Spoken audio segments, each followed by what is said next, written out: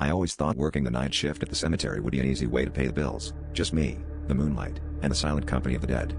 But on my third week, as the fog rolled in thicker than usual, I noticed something odd, a fresh gravestone at the end of the oldest row.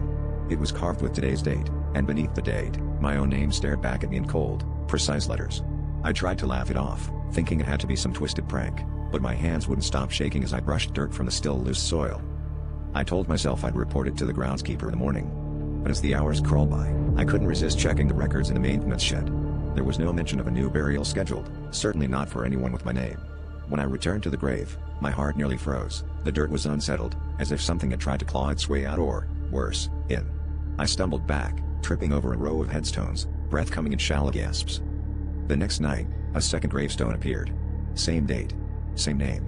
This time, there were deep, gouge-like marks on the coffin lid, visible through the loosened earth. I started to hear things, scratching, muffled voices whispering my name, and a feeling like I was being watched by eyes older than the stones themselves. Sleep vanished, days blurred, and every shadow in the cemetery seemed to stretch toward me. By the third night, I found an entire row of fresh graves, all bearing my name and today's date. Panic clawed in my throat as I staggered among them, realizing each one was waiting for me. Then I saw movement, a cold, pale hand pushed up through the soil, and another, and another. They reached for me, pulling me into the earth, as I understood the truth. In this cemetery, the dead don't rest. They recruit. And tonight, they'd finally dug a place for me.